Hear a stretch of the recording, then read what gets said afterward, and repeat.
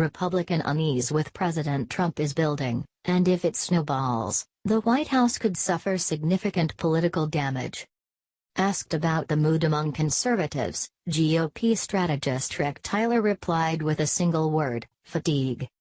The pattern of negative headlines continued late Tuesday afternoon, when the New York Times reported that Trump earlier this year asked then FBI Director James Comey, whom he would later fire, to shut down the Bureau's investigation into the president's ousted National Security Advisor, Michael Flynn. "I hope you can let this go," Trump allegedly told Comey. The White House quickly pushed back at the New York Times account. That report came on the heels of 24 hours of intense controversy over a Washington Post story asserting that Trump had revealed highly classified information to Russian officials. In politics, the key is to keep your party in line during turbulent times. Attracting criticism from the other side of the aisle is always expected, but taking heat from your own party can be debilitating. Among GOP lawmakers, Senator John McCain, Arizona, has taken the lead in criticizing Trump. In a Tuesday morning statement, the 2008 GOP presidential nominee called the Russian reports deeply disturbing. McCain, whose imprisonment during the Vietnam War was mocked by Trump during the 2016 Republican primaries, has for some time called for the creation of a select committee to look into allegations of collusion between Trump campaign associates and Moscow.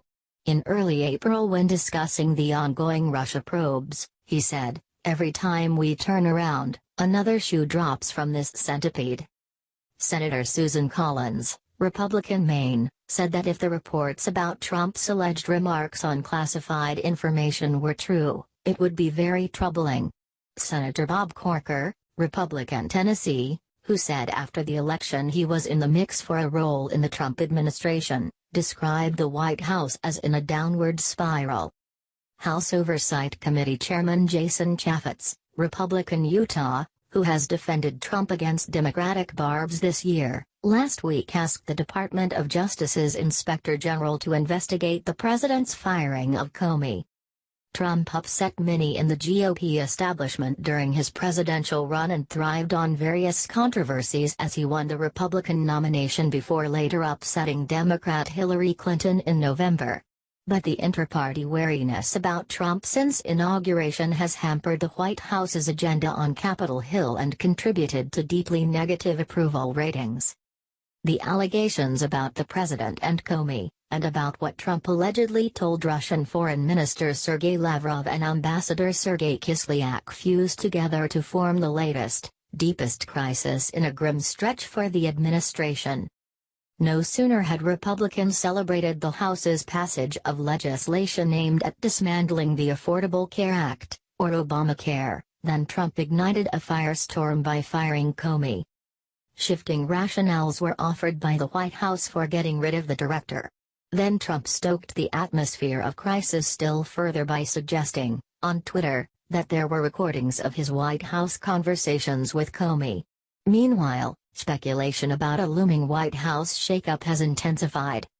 To be sure, there are plenty of prominent Republicans who have remained silent or who are soft-pedaling any criticism of the White House.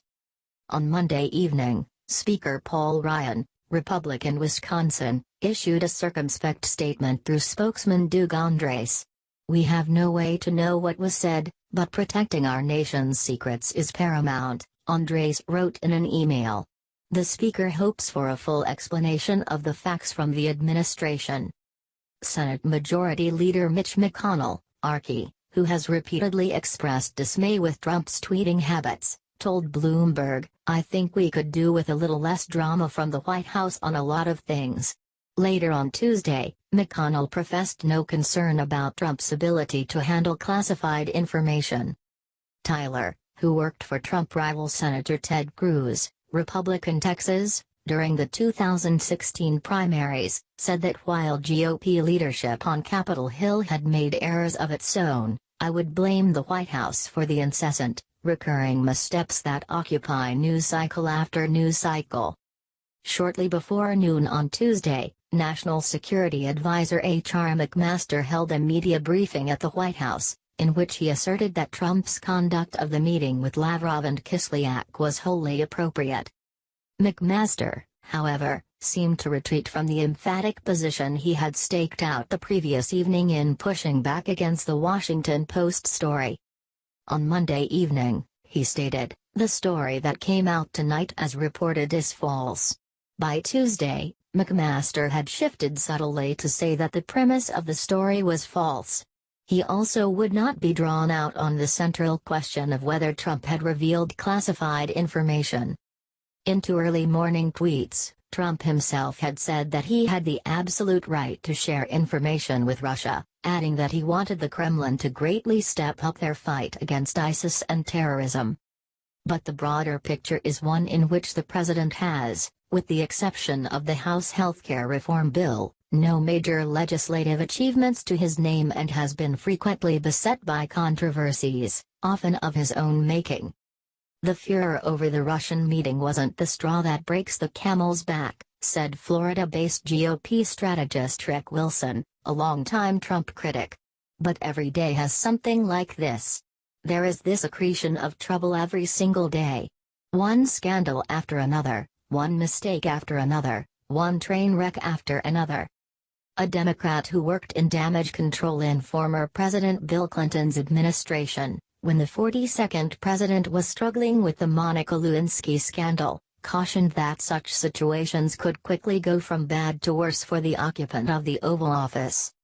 These members are like a herd of cattle on the plains, where one bolt of lightning will send them into a stampede, the source wrote in an email.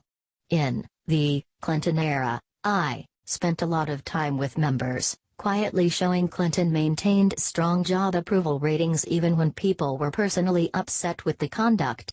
Trump does not have a job approval safety net. The situation is changing almost by the hour, with some Republicans shifting from their earlier belief that GOP lawmakers would stick with Trump, if only because they don't have a great alternative.